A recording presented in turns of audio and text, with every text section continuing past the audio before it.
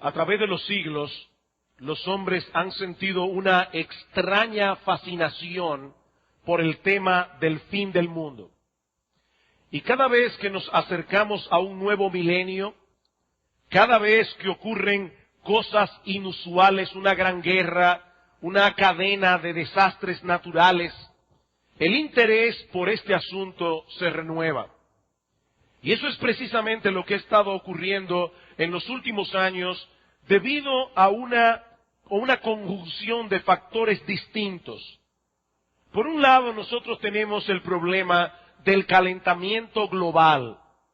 Muchos científicos nos advierten que en parte por causa del hombre, en parte por causas ambientales, el planeta Tierra se está calentando. Y que eso podría ocasionar grandes catástrofes en el futuro cercano, incluyendo el exterminio de la raza humana si no actuamos a tiempo. Para aumentar la preocupación, últimamente ha salido a relucir uno de los calendarios mayas, que supuestamente predice un cambio significativo en el mundo a partir del 21 de diciembre del año 2012. Una predicción que según algunos puede ser un anuncio profético sobre el fin del mundo. Es importante saber que los mayas usaban varios calendarios, uno de los cuales es un calendario circular que abarca 1.872.000 días, es decir, 5.126 años de los nuestros, dado que muchos expertos ubican el inicio de ese calendario en el 13 de agosto del año 3114 antes de Cristo, ese ciclo largo concluye el 21 de diciembre del año 2012.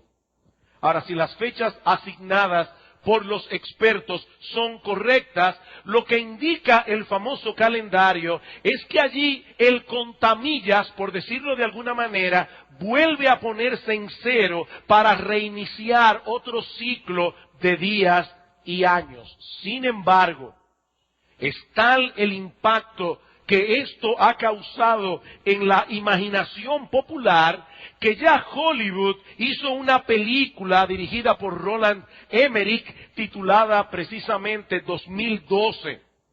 El fin de semana de su estreno, a final del 2009, la película había recaudado nada más y nada menos que $225 millones. Solamente en el fin de semana de su estreno. Para complicar más las cosas, no bien iniciamos el 2010, cuando el 3 de febrero las islas de Salomón al este de Papúa Nueva Guinea fueron sacudidas por un terremoto de 7.2 en la escala de Richter. Unos días más tarde, el 12 de enero, la ciudad de Puerto Príncipe y sus alrededores sufrieron un devastador terremoto de 7.0. El 26 de febrero, las islas de Ryukyu en Japón sufrieron un terremoto similar.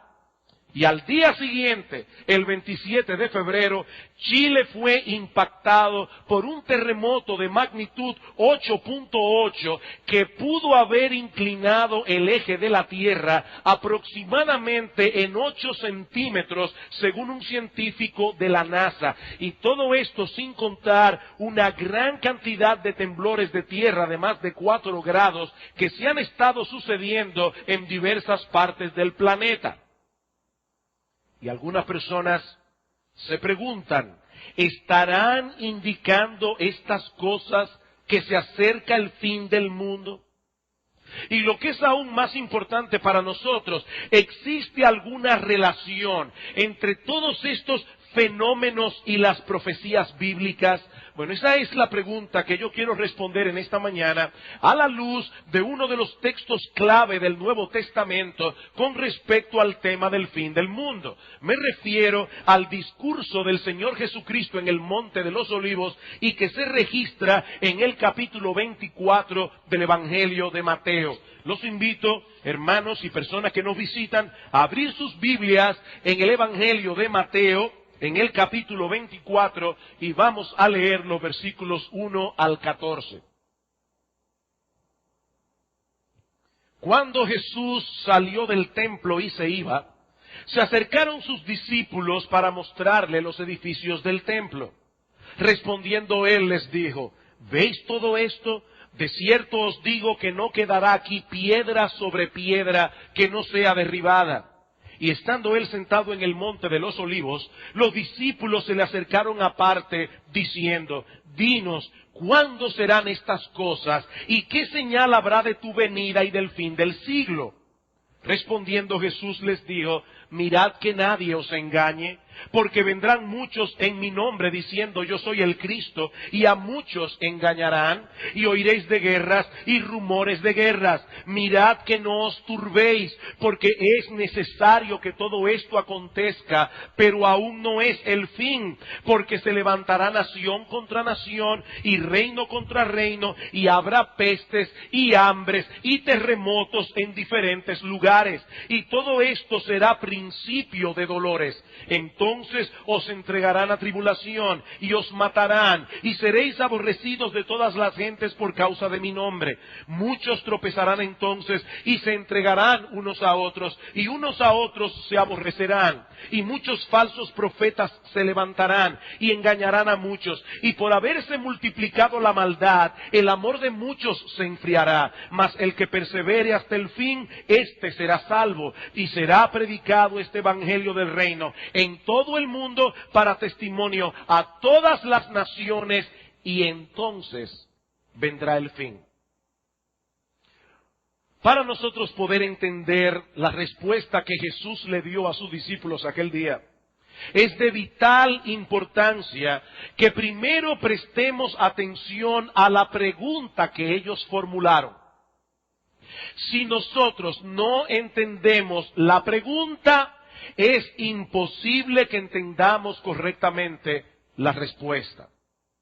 En este momento en que ocurrió este discurso del Señor, Jesús y sus discípulos se encontraban en el templo de Salomón durante la misma semana del arresto, juicio y crucifixión del Señor Jesucristo. Lo que quiere decir, hermanos, que providencialmente este discurso ocurrió en Semana Santa. Y no fue mi intención que coincidiera la fecha presente con la fecha del discurso, pero probablemente, casi seguramente, Jesús pronunció estas palabras el martes de la Semana Santa, unos días antes de su arresto y de su crucifixión. Jesús está consciente de que se está acercando el final de su ministerio y de todas las tragedias que vendrían sobre Israel por haberle rechazado, a pesar de que él era el Mesías tantas veces anunciado por los profetas del Antiguo Testamento. Y es eso lo que mueve al Señor a expresar esa nota de profundo pesar que nosotros encontramos al final del capítulo 23, Mateo 23, versículo 37, inmediatamente antes del discurso del Monte de los Olivos. Jerusalén, Jerusalén, que matas a los profetas y apedreas a los que te son enviados. ¿Cuántas veces quise juntar a tus hijos, como la gallina junta sus polluelos debajo de las alas, y no quisiste? He aquí vuestra casa os es dejada desierta, porque os digo que desde ahora no me veréis hasta que digáis: bendito el que viene en nombre del Señor. Jesús está profundamente conmovido, porque Él sabe que los días de Israel como nación estaban contados. He aquí vuestra casa os es dejada desierta, dice el Señor. Y Él no se refiere específicamente al templo de Salomón, sino a toda la ciudad de Jerusalén como la capital y centro religioso de la nación. Pero es indudable que el templo está incluido en esta profecía, y eso es precisamente lo que inquieta a los discípulos del Señor. Capítulo 24, versículo 1. Cuando Jesús salió del templo y se iba, habiendo pronunciado estas palabras de juicio, se acercaron sus discípulos para mostrarle los edificios del templo. Como si ellos le quisieran decir al Señor: ¿estás afirmando que este edificio tan fantástico, tan majestuoso, será completamente destruido? El Señor les responde, versículo 2, ¿veis todo esto? De cierto os digo que no quedará aquí piedra sobre piedra que no sea derribada. En otras palabras, eso es exactamente lo que yo estoy diciendo. Este majestuoso templo sufrirá tal destrucción que allí no quedará una piedra sobre otra. Si ustedes quisieran tener una idea del impacto que estas palabras produjeron en los discípulos, imagínense a un hombre que el 10 de septiembre del año 2001 le anuncia a un grupo de personas en la ciudad de Nueva York que al día siguiente, en pocos minutos, las Torres Gemelas serían totalmente destruidas. Ese templo de Salomón era en realidad una réplica del original, reconstruido por el rey Herodes, quien había decidido superar en todo sentido la gloria de aquel templo que había construido Salomón unos siglos antes. Era una obra arquitectónica de tal magnitud que sus trabajos duraron 40 años. Y cuando estuvo terminado, no había edificio sagrado en todo el mundo que pudiera compararse con ese templo de Herodes.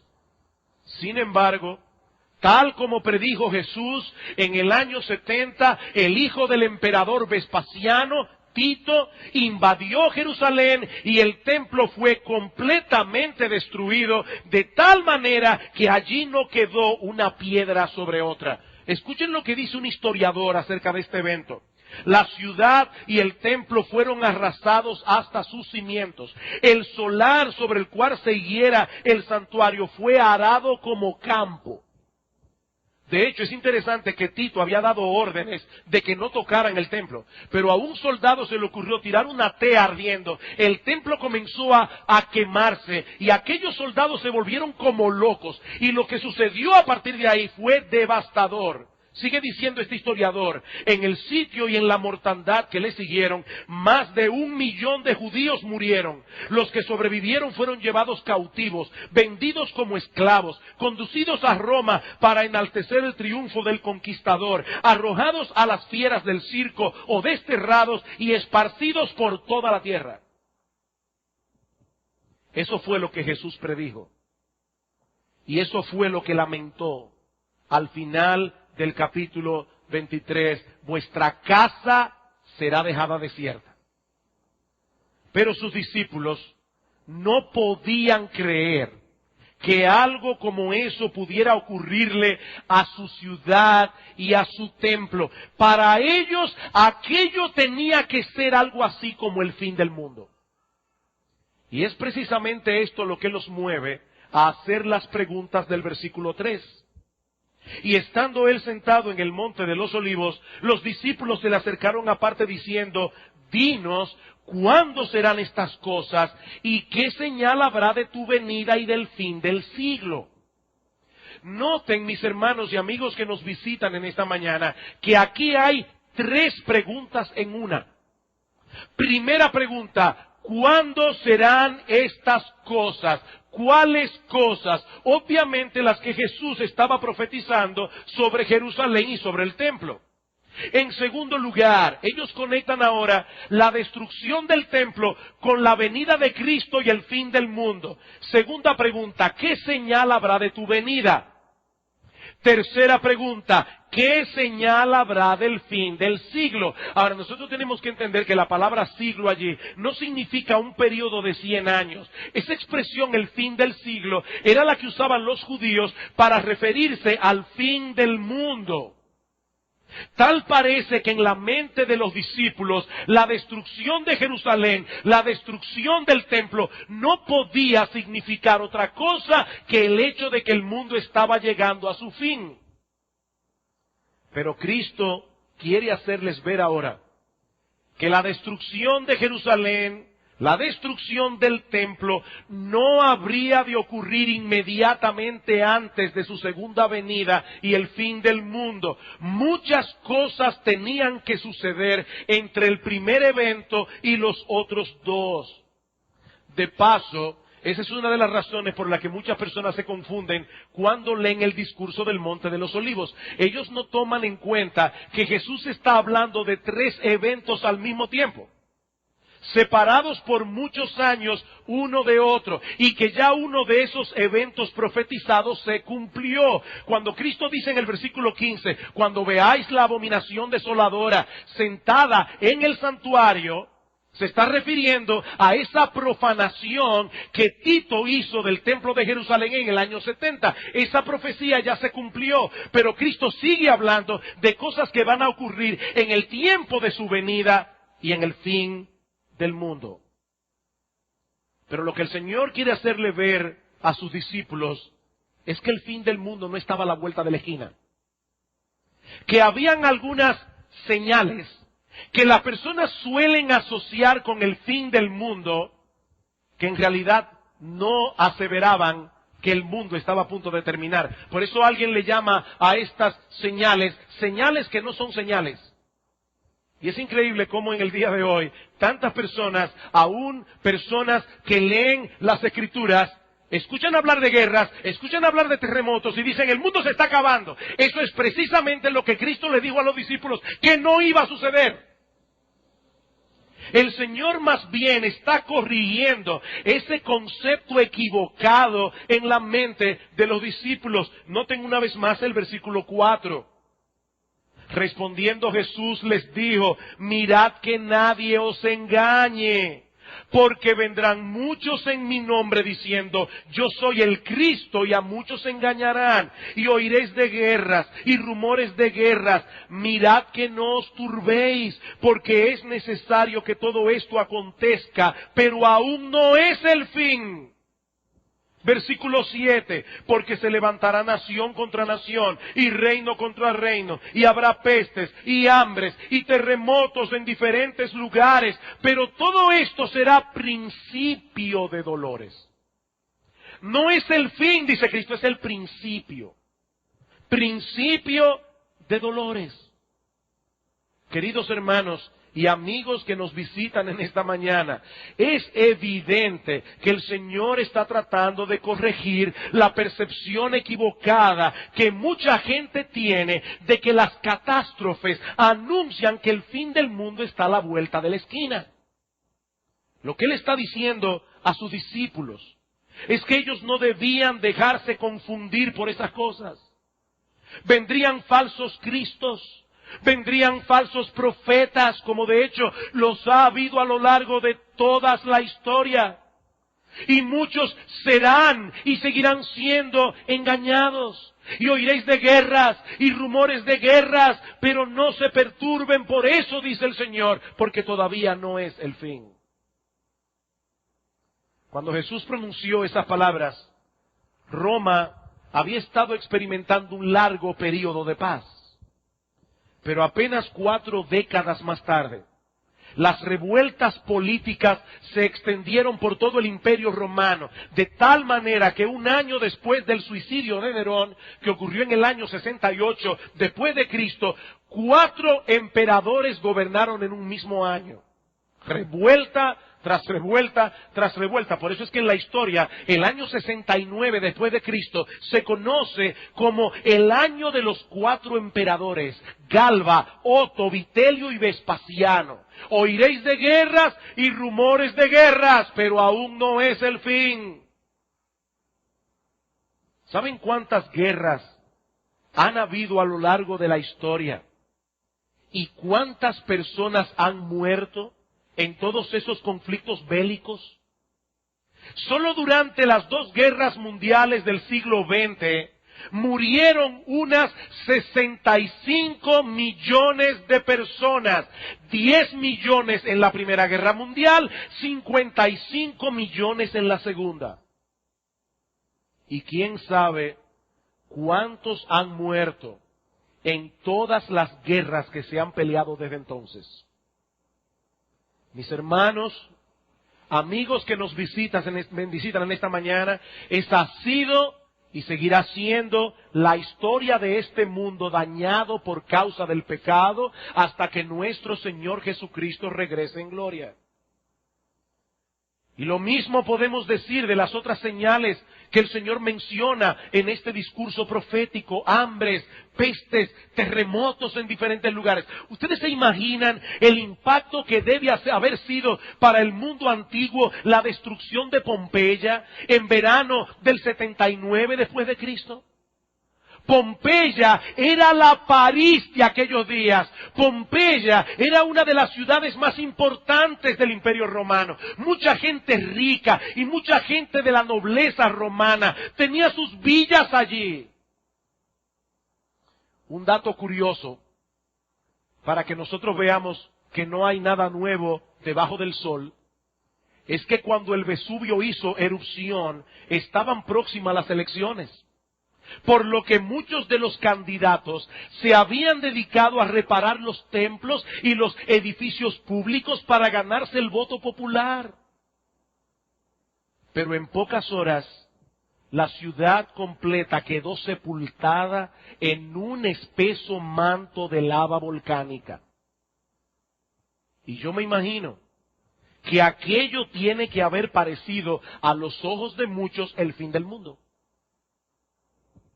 Pero los siglos han pasado y en la historia han quedado registradas un sinnúmero de desastres naturales que en su momento también causaron mucha destrucción y confusión. Nos espanta, y con razón, cuando estos fenómenos suceden uno detrás de otros, pero no podemos pensar por eso que está llegando el fin del mundo. Yo no sé cuántos de ustedes han leído acerca de los dos grandes terremotos que ocurrieron en Chile en el año 1960. Son probablemente los dos terremotos más famosos de la historia moderna. El 21 de mayo del 1960, un fuerte terremoto de 7.7 en la escala de Richter sacudió a la ciudad de Valdivia temprano en la mañana. Y cuando el resto de Chile se estaba organizando para ayudar y socorrer a los damnificados, al día siguiente, a las 2:55 de la tarde, el 22 de mayo, Chile fue sacudida otra vez por un terremoto de 9.5 que duró 10 minutos. Imagínense eso. 9.5. El cataclismo produjo una devastación de 400,000 kilómetros cuadrados. Sin contar los maremotos que se produjeron después, uno de los cuales azotó la isla de Hilo en el archipiélago de Hawái a 10,000 kilómetros de distancia. Habrá pestes y hambres y terremotos en diferentes lugares, y todo esto será principio de dolores, dice el Señor. Marcan el principio, dice Cristo, pero no necesariamente son señales de que el mundo está llegando a su fin. De hecho, escuchen lo que sigue diciendo el Señor en el versículo 9. Entonces os entregarán a tribulación y os matarán, y seréis aborrecidos de todas las gentes por causa de mi nombre. Ese texto literalmente dice, seréis aborrecidos por todas las naciones. Obviamente, el Señor está implicando aquí que antes de que llegara el fin, sus discípulos, su iglesia, habría de esparcirse por el mundo entero. Y en el mundo entero serían aborrecidos por causa de su nombre. Versículo 10. Muchos tropezarán entonces y se entregarán unos a otros, y unos a otros se aborrecerán, y muchos profetas falsos se levantarán y engañarán a muchos, y por haberse multiplicado la maldad, el amor de muchos se enfriará, mas el que persevere hasta el fin, éste será salvo. Y será predicado este evangelio del reino en todo el mundo para testimonio a todas las naciones, y entonces vendrá el fin. Entonces vendrá el fin. Eso no quiere decir que cada miembro de cada una de las naciones de la tierra debe escuchar el Evangelio antes de que Cristo vuelva. Eso no es lo que el Señor está diciendo, pero sí significa que el mensaje del Evangelio debía ser esparcido a través del globo terráqueo, debía alcanzar los distintos grupos étnicos del planeta y entonces llegaría el fin. Y eso que aquí en Mateo 24 es una predicción, en Mateo 28 es una comisión. Mateo capítulo 28, versículo 18. Antes de ascender a los cielos, dice la Escritura, Jesús se acercó a los discípulos y les habló diciendo, toda potestad me es dada en el cielo y en la tierra. Por tanto, id y haced discípulos a todas las naciones, bautizándolos en el nombre del Padre, y del Hijo, y del Espíritu Santo, enseñándoles que guarden todas las cosas que os he mandado. Y ahora escuchen, he aquí yo estoy con vosotros todos los días hasta el fin del mundo. Hasta el fin del mundo. Como dice el comentarista Hendrickson, se puede considerar como cosa cierta que la proclamación global del Evangelio no iba a ser un asunto de unas pocas semanas, meses o años, sino que abarcaría un periodo mucho más extenso de tiempo, muchos siglos. Así que en vez de enseñar a los discípulos que ellos debían estar atentos a esas señales, porque ellas indicaban que estaba a punto de llegar el fin del mundo, lo que Cristo les está diciendo más bien es que esas cosas iban a ocurrir en todas las épocas de la historia. Y por lo tanto, no nos sirven de nada para establecer cuántos años de vida le queda a este planeta. Nadie sabe cuándo van a ocurrir esas cosas. Versículo 36 de Mateo 24. Pero del día y la hora nadie sabe, ni aun los ángeles de los cielos, sino solo mi Padre. Algunas personas son tan tercas, tan obstinadas y tan adictas a ponerle fecha de caducación al planeta Tierra, que nos dicen, bueno, el Señor dice allí que nadie sabe ni el día ni la hora, pero se puede averiguar el año y el mes. Evidentemente, lo que Cristo está diciendo aquí, no se pongan a especular. El día y la hora de la venida de Cristo y del fin del mundo, nadie lo sabe. Nadie lo sabe, sino mi Padre que está en los cielos. Versículo 37, mas como en los días de Noé, así será la venida del Hijo del Hombre. ¿Cómo eran los días de Noé? Allí estaba Noé predicando a su generación, arrepiéntanse cuando todavía hay tiempo, porque viene un diluvio universal. Y Noé se pasó 120 años fabricando un arca en medio del desierto. Y instaba a las personas, entren al arca cuando todavía hay tiempo. Y las personas se burlaban de Noé. Ahí está el loco de Noé, hablando de un diluvio. ¿Saben que hasta la época de Noé nunca había llovido en la tierra? La tierra se regaba por un vapor de agua, dice la Escritura. No había llovido nunca. Y Noé está anunciando un diluvio.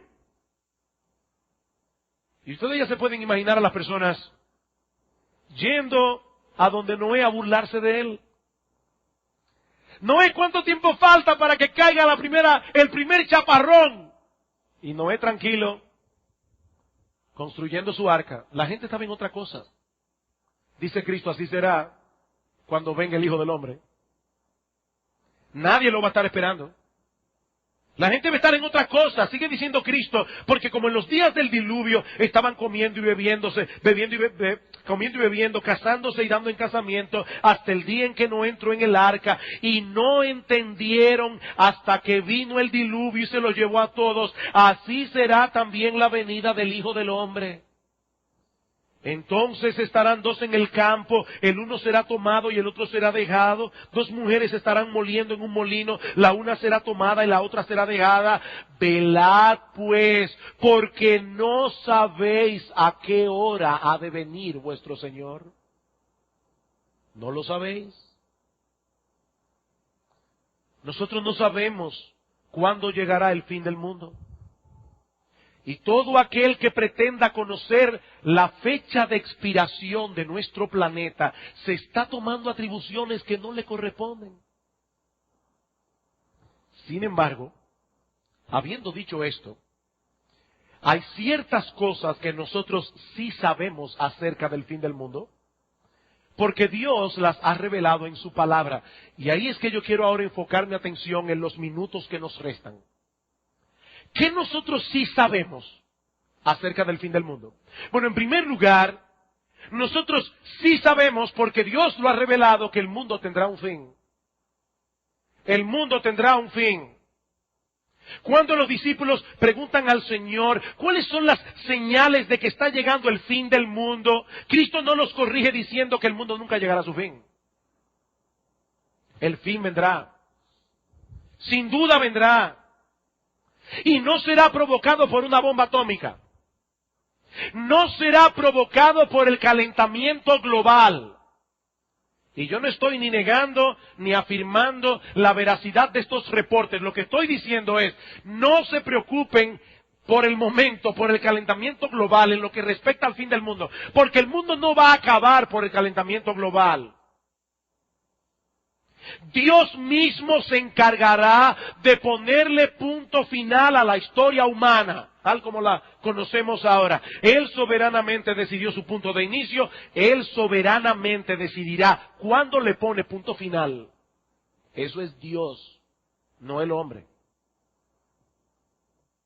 Dice el autor de la carta a los Hebreos, uno de los libros que componen el Nuevo Testamento, que el mismo Dios que conmovió la tierra cuando descendió en el monte Sinaí para entregarle las 2 tablas de piedra a Moisés con los 10 mandamientos, dice que ese mismo Dios ha dicho que conmoverá no solamente la tierra, sino también el cielo. Eso lo hará Dios, no el hombre. Los 2 terremotos de Chile de 1960 serán un juego de niños en comparación con lo que ha de ocurrir en aquel día. No sabemos cuándo vendrá el fin, pero el fin vendrá.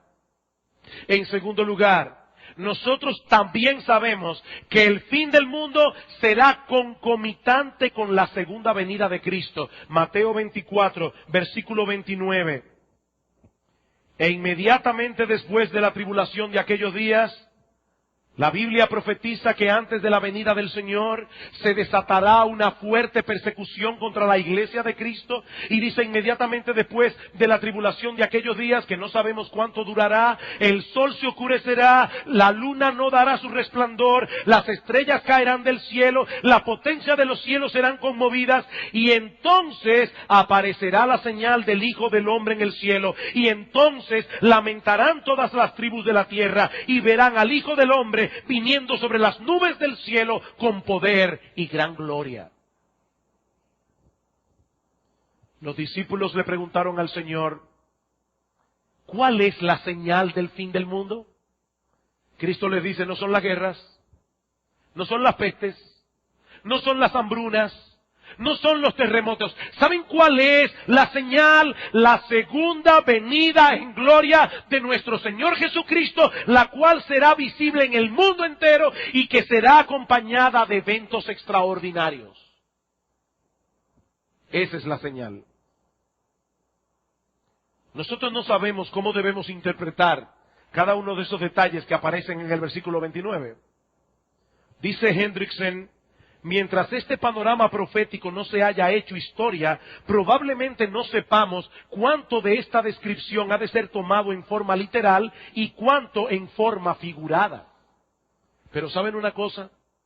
No hay duda de que el Señor está describiendo un cataclismo universal que antecede a la creación de cielos nuevos y tierra nueva, como se profetiza en otros pasajes de las Escrituras. Y pueden estar seguros de algo. Personas que están aquí en esta mañana, escúchenme con atención. Ustedes pueden estar absolutamente seguros de algo. Así como se han cumplido al pie de la letra cientos de profecías contenidas en la Biblia, nosotros podemos estar completamente seguros de que todas las profecías concernientes al fin del mundo se cumplirán también. Dios no miente. Dios no advierte de juego. Nosotros estamos a la espera de la segunda venida en gloria de nuestro gran Dios y Salvador Jesucristo. El mismo que hace 2000 años nació de una virgen en Israel, nació en el poblado de Belén y en la familia de David, tal como había sido profetizado en el Antiguo Testamento.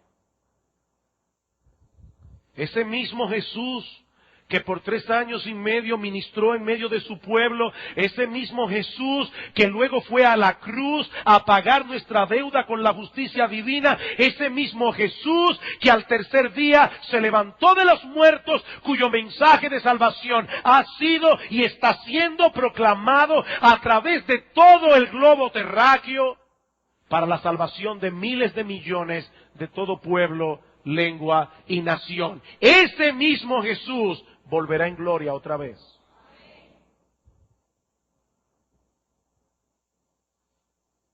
Pero también nosotros sabemos que si bien esas señales que se mencionan en los versículos 4 al 7 no son un indicativo de que el fin del mundo está al doblar de la esquina, sí constituyen un recordatorio de que este mundo tiene fecha de expiración. Sí son un recordatorio de parte de Dios de que ciertamente este mundo se dirige a su fin. El Señor dice a sus discípulos, todo esto será principio de dolores. Y es probable que esté haciendo referencia a los dolores de parto de una mujer. A medida que se acerca la hora del alumbramiento, muchas mujeres aquí saben eso por experiencia personal. A medida que se va acercando la hora del alumbramiento, las contracciones suelen ser más frecuentes y suelen ser más dolorosas. Sí, siempre ha habido guerras, rumores de guerras.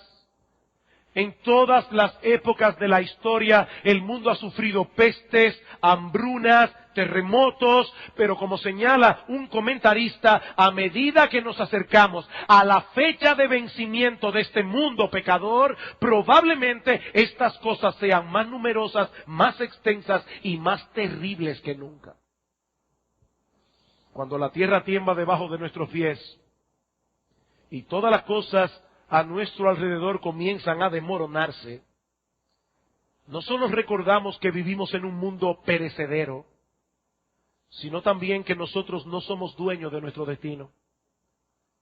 Nosotros no somos dueños de nuestro destino. Yo no puedo imaginar siquiera lo que sería experimentar por 10 minutos un terremoto de 9.5 en la escala de Richter. Pero en situaciones como esas es que el hombre se da cuenta de su propia fragilidad. Es en situaciones como esas que el hombre se da cuenta de cuánto necesita un refugio seguro y permanente. Mi amigo, déjame hacerte una pregunta. ¿Tú sabes dónde se encuentra ese refugio? ¿Sabes tú dónde se encuentra ese refugio seguro y permanente? Déjame decirte dónde. Dice el salmista en el Salmo 46, Dios es nuestro amparo y fortaleza, nuestro pronto auxilio en las tribulaciones. Por tanto no temeremos, aunque la tierra sea removida y se traspasen los montes al corazón del mar, aunque bramen y se turben sus aguas y tiemblen los montes a causa de su braveza. No temeremos. Dios es nuestro amparo. Dios es nuestro refugio. Dios es nuestra fortaleza. Pero finalmente, nosotros también sabemos que la única razón por la que el fin del mundo no ha llegado todavía es por la necesidad de que se siga expandiendo por el mundo el mensaje del Evangelio. Es la única razón. La única razón. Y será predicado este evangelio del reino en todo el mundo para testimonio a todas las naciones, y entonces vendrá el fin. No antes, entonces vendrá el fin. Nosotros no sabemos en qué momento esta señal se habrá cumplido completamente. Pero este texto sí nos da una idea de la enorme importancia que tiene para Dios la proclamación del evangelio. Irónicamente, es por causa de ese mensaje que el mundo desprecia. Es por causa de ese mensaje que el mundo considera como una estupidez que el mundo todavía está en pie. Increíble. Por ese mensaje que el hombre pisotea. Ese mensaje del cual el hombre se burla es la única razón por la que este mundo no ha sido destruido todavía. El fin no vendrá hasta que ese evangelio del reino sea predicado en todo el mundo para testimonio a todas las naciones. ¿Saben por qué? Porque no existe otro medio de salvación para el hombre que la predicación del evangelio. ¿Conoces tú, mi amigo, el contenido de ese mensaje al que Dios le da tanta importancia? ¿Tú conoces el evangelio? Permíteme resumírtelo en pocas palabras. El evangelio es la buena noticia de que Dios ofrece gratuitamente al hombre, gratuito, el perdón de todos sus pecados, un indulto absoluto y total, juntamente con el don de la vida eterna, únicamente por confiar en Jesucristo y en la obra de salvación que Él llevó a cabo en la cruz del Calvario. Eso es todo. No es más complicado de ahí. Por eso es que nosotros decimos que el evangelio es una palabra griega que significa buena noticia. El evangelio es una buena noticia que comienza con una mala. Y si nosotros no conocemos la mala noticia que sirve de punto de partida para el evangelio, de ninguna manera podemos entender cuán extraordinaria es la salvación que el evangelio oferta. De nada serviría tratar de convencer a un hombre para que se someta a un tratamiento sumamente efectivo de quimioterapia si no lo convencemos primero de que tiene cáncer. ¿Para qué me voy a someter a un tratamiento de quimioterapia si yo no estoy enfermo? Cristo dijo en cierta ocasión, los sanos no tienen necesidad de médicos sino los enfermos. Yo no he venido a llamar a justos, sino a pecadores al arrepentimiento. Mi amigo, esa es la mala noticia que sirve de punto de partida al evangelio. Somos pecadores. En incontables ocasiones hemos violado la ley moral de Dios. Mi amigo, esa mentirita blanca, que para ti es algo tan inocente, dile que yo no estoy aquí. Esa mentirita blanca, que para ti es algo tan trivial, es una violación de la ley moral de Dios. ¿Sabes lo que dice la Biblia, mi amigo? Que si algún hombre mira a una mujer que no es su esposa para codiciarla, ya adulteró con ella en su corazón. Si yo preguntara en esta mañana, ¿cuántos asesinos hay aquí? Probablemente nadie levantaría la mano, a menos que conociera lo que la Biblia enseña. Porque sabes, mi amigo, lo que la Biblia enseña, que si alguno se enoja pecaminosamente contra su hermano, que si alguno le da riendas sueltas a ese enojo a través de palabras hirientes, a través de palabras denigrantes, ya uno es culpable de homicidio delante de Dios. ¿Cuántos homicidas están sentados aquí? Mi amigo, somos pecadores. Tú puedes ser una persona muy decente. Tú puedes ser una persona muy moral a los ojos de la sociedad. Pero ¿sabes lo que tú eres a los ojos de Dios? Un pecador que merece la condenación del infierno. Dice la Biblia que Dios miró sobre la tierra y no vio un solo hombre que hiciera lo bueno. Romanos capítulo 3, versículo 12. No hay, dice la Biblia, ni siquiera uno. Y siendo Dios infinito en justicia, Él no puede aceptar en su presencia pecadores culpables, a menos que alguien pague por nuestros pecados, muriendo en nuestro lugar. La Biblia dice, la paga del pecado es la muerte. Alguien tiene que morir en nuestro lugar. Alguien tiene que satisfacer las demandas de la justicia de Dios, pero no puede ser cualquiera. Ese alguien tiene que ser un ser perfecto en santidad. Tiene que ser alguien que él mismo no tenga deudas delante de la justicia de Dios. Pero no solo eso, ese alguien debe ser una persona de valor infinito, porque él va a pagar delante de Dios una deuda infinita. ¿Sabes, mi amigo, cuál es el gran problema de la salvación? Que en todo el universo hay un solo ser que tiene esas dos características, y es Dios mismo. Y Dios no puede morir porque es Dios. Ah, pero gloria al Señor. Ahí viene la gran noticia del Evangelio. Dios se hizo hombre. La segunda persona de la Trinidad asumió una naturaleza humana.